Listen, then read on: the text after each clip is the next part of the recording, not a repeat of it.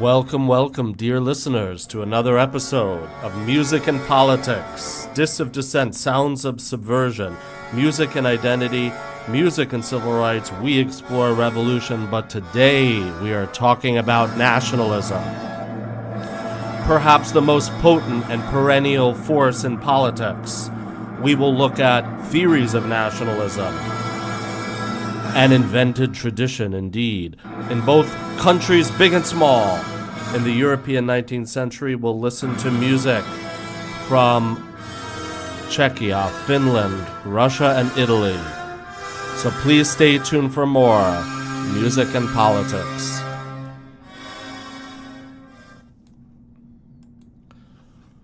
Dear listeners, we'll explore today theories of nationalism, yes? Different ideas put forward to discuss exactly what this new idea is, and this concept of a tradition that is invented, yes, an invented tradition, a construct, right? Just at the time when old social patterns are being overwhelmed and destroyed, traditions are invented, yes, to shape new identities and new memories, even to insert new memories, yes, based in philosophical ideas about origins and about essences. And here we can reference thinkers like Herder, yes, who even collected folk songs at a moment when landscape and language and uniqueness were all being expressed at this time. So this development, of course, now finds its way into music, and it's, arguably one of the few cases where a political concept actually constitutes a distinct musical genre, that indeed musical nationalism and national music is a whole school, it's a whole repertoire within music, certainly in the 19th century, but even going into the 20th century. And another person to mention, we're going to look at the idea of nationalism, though, as a liberating force. Nationalism as the doorway to a liberal age, as a guarantor of liberties, as a move beyond friend and foe. And here we look to, if we look to the thinkers of Italian national unification like Giuseppe Mazzini and the Risorgimento, they had an inclusive idea of nationalism as a way to guarantee liberal rights. And it's interesting if we take, of course, a case of extremely old countries, right? Italy, of course, having the great legacy of the Roman Empire throughout. And so in that case, right, one of the most ancient cultures. On the other hand, Italy is one of the youngest nations. So it's kind of a test case of this constructing a nation, right? Out of something that on the one hand has links, if you like, either going back to the Catholic Church or the Latin language. Certainly right at hand it has the tools, but on the one hand it had nothing resembling a modern nation state, right? Rather, you had the kingdom of two Sicilies in the south, you had the papal states, the Pope as a temporal ruler, right, with his own government and territory and even force of arms, and particularly the north of Italy, which industrialized the first, so the case where those old social patterns broke down because they were overwhelmed by urbanization, industrialization. We're thinking of here, of course, the center in Milan, still one of the most important centers of business and industry in Europe. And this was a part of Italy directly under Austrian control, Austrian occupation. And the composer, of course, whose career is bound up with the city and bound up with the idea of Italy as a nation, Giuseppe Verdi, yes, very much dramatized the story of Italy through the lens of liberation from oppression and using the choir in particular as a vehicle for the voice of the people. Yes, as it makes sense, right? The collection of voices together can speak to a unity. It actually can enact through song unity. And another kind of underlying theme for nationalism is something like, right, anthems and trying to create a national anthem. And it's interesting that one chorus from one of Verdi's early operas, Nabucco, yes, which actually Nabucco is Italian for Nebuchadnezzar, speaking to the Babylonian oppressive ruler who enslaved the Israelites, yes, deporting them essentially to Mesopotamia. And let's have a listen to some of Verdi's music, yes, where these Hebrew slaves speak to their memory of their homeland. Let's have a brief listen now to Verdi's Slaves Chorus from Nabucco.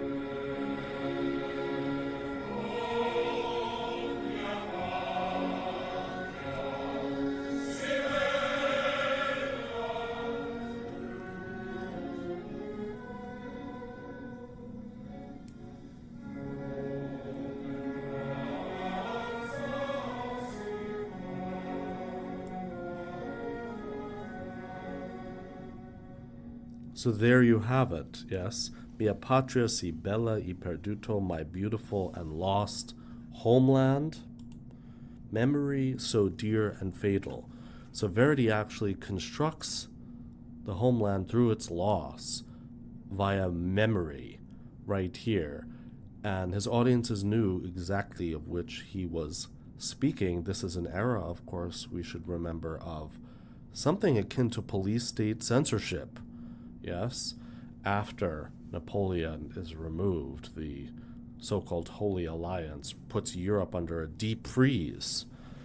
So direct messages, right, political messages, had to be essentially channeled through very easily understandable metaphors and reference points. And here again, Italy going back to the ancient world, but not to ancient Rome, interestingly. Rather, Verdi is pointing to the biblical story of the enslaved Hebrews to make his point about the beauty of a homeland, its loss, and of course its dream for restitution there one day, which of course happened just a few decades later in the case of Italy itself. Now, looking at other ideas of the nation, yes, that it's, if we look to another thinker of this period, from this very moment, Ernst Renan, that suffering unites more than joy, that what defines a nation is a group of people that have suffered together, and that the suffering creates more of a foundation rather than a joy itself. And this essence that it's, as much as it is memory, it's also forgetting. It's also about forgetting, and especially forgetting a, let's say, painful or troubling past, one defined by oppression. And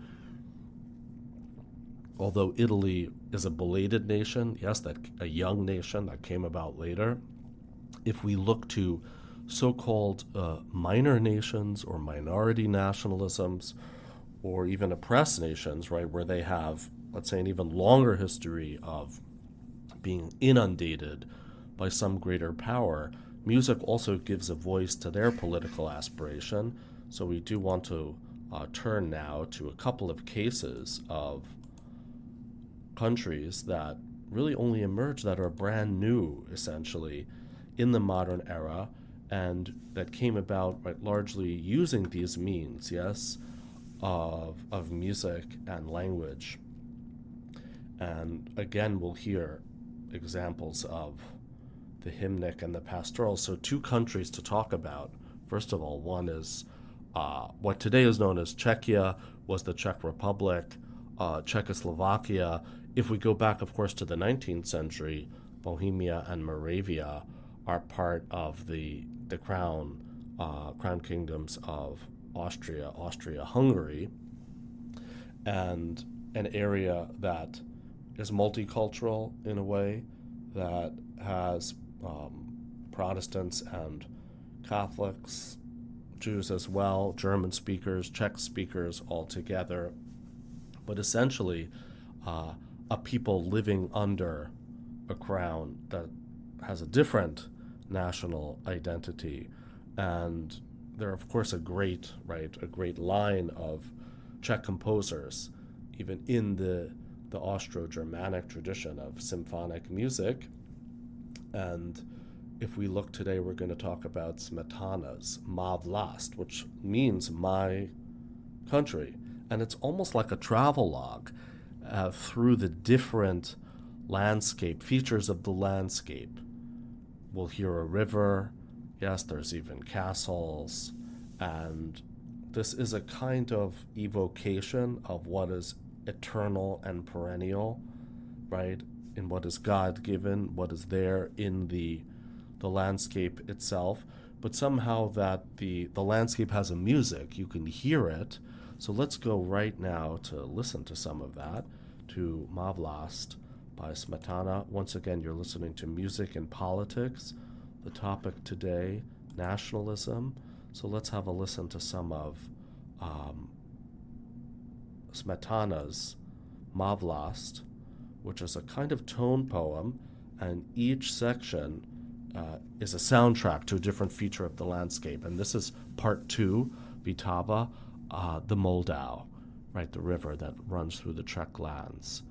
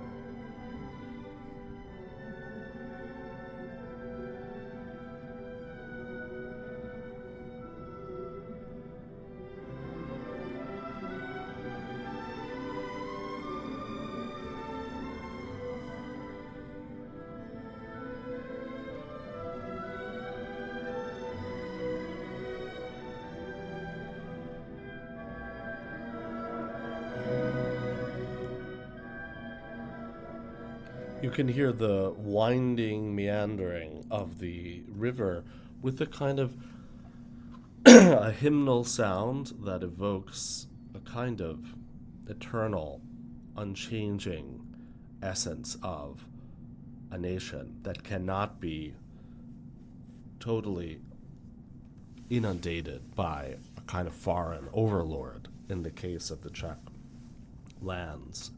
And if we take just an example from a couple decades later, where it's very much a similar kind of musical language that speaks to both the hymnal and the natural as unchanging essence, but raises up the volume to a great extent. And it gives a kind of clue to the course of nationalism as a development that it seems to almost always have a kind of element of increasing fervor, if not bombast, some might say radicalization, that especially later generations of nationalism begin to tip over into the strident.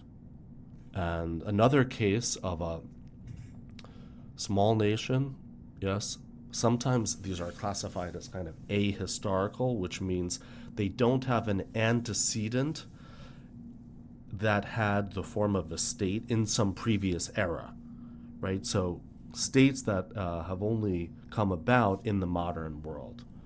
And another example here is the Scandinavian country of Finland, which for a long time was basically a part of the Swedish kingdom. And then the result of the Napoleonic Wars and Russia's treaty with Napoleon was an opportunity for Russia to essentially annex Finland at the beginning of the 19th century, where it had a kind of semi-autonomous status as a grand duchy. And in fact, Finland, in many ways, was the best place to live in the Russian Empire in terms of civil society and quality of life in many ways. But nevertheless, of course, as the 19th century increased, more and more stringency, what was known as so-called Russification, and of course the long arm of the police made its way there. And there was pushback politically through music. And it's interesting that one, perhaps the greatest, right, national composer of Finland, Jean Sibelius, first of all, he spoke mostly Swedish at home, as many educated Finn families did. And of course, he had a Russian passport because he was still a subject of the Tsar. And notably, this composition, Finlandia, which we love so much, we play it almost every time at the intro, was actually performed for writers and journalists, right, as a kind of consciousness-raising device. Let's have a listen just to the opening, and you can hear some of the power of Finlandia.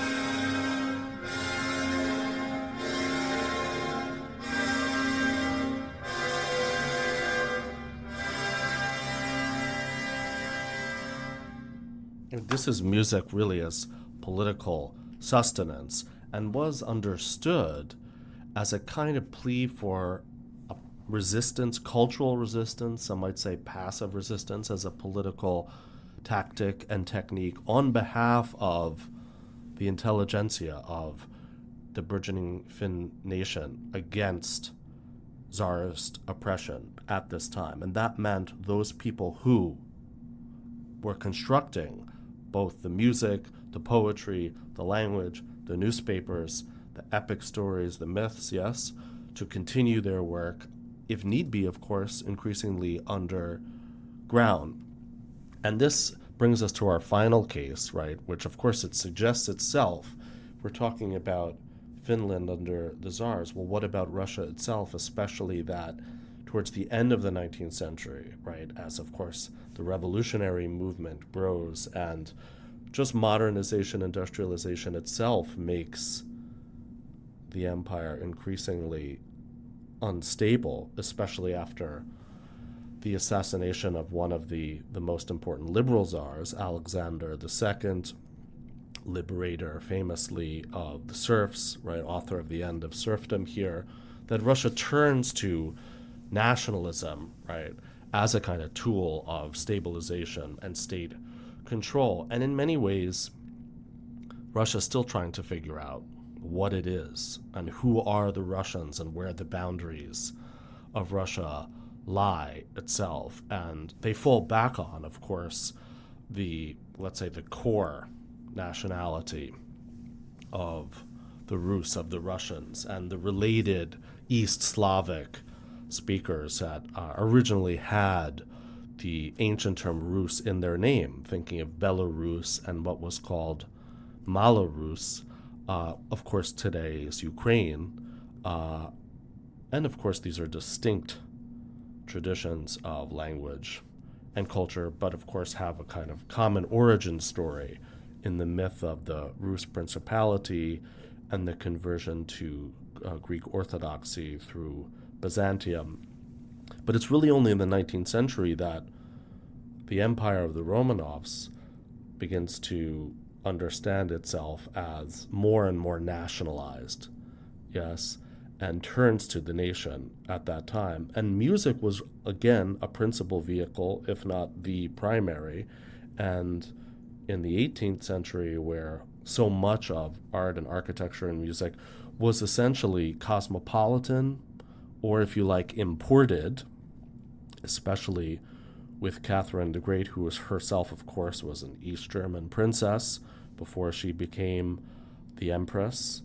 And so much of the music heard at court were essentially either Italian composers or imitations thereof. And it's really only in the early 19th century that you begin to have this motor of production of something sounding distinctly Russian in music. So we want to turn to an opera and listen to a final chorus. And this is from Glinka's Life of the Tsar. And this is music that, kind of like Verdi's Hebrew Slaves Chorus, was a kind of ersatz or unofficial national anthem. And this was actually performed at all of the coronations of the emperors until the end of, right, until the Bolshevik Revolution of 1917. So let's listen to this finale. Again, you hear a choir, right? Again, you hear a unison of voices. You might compare, though, the tone to Verdi's. Here you do not hear any kind of slave chorus, right? Instead, you're going to hear something quite triumphal and victorious. And his story, by the way, in the opera is all about the so-called times of troubles, when there was actually an invasion from Poland and an occupation of Moscow, and you had a pretender to the throne, and it was peasants themselves, right, the people, who rose up to protect the homeland against invaders. A story, right, time and again, from Napoleon to Hitler. We have this as a through line in Russian history. So let's listen to the finale of Mikhail Glinka's Life for the Tsar.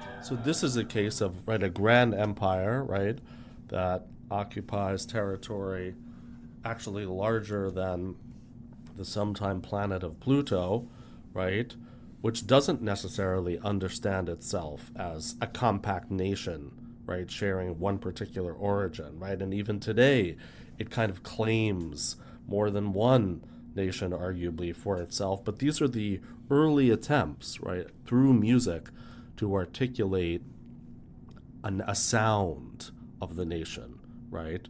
And Glinka becomes a kind of template, and we'll come back in future episode of Music and Politics to talk about some peculiarities in the Russian case, not just that it's a move from empire to nation, but also it's a move from Occident to Orient. It's a kind of bridge building between the world of the empire of the Khans and Central Asia, blended in with European legacies and origins. Thank you for listening, dear listeners. Please remember to rate and review and to like and subscribe to Music and Politics. Please send any questions to musicandpoliticspod@gmail.com. That's one word, musicandpoliticspod. And do seek us out on Patreon at Music and Politics Pod. Once again, one word, Music and Politics Pod, where you can find membership that opens the door to curated reading and listening lists, as well as meetings and consultations with our team. Fare thee all so well.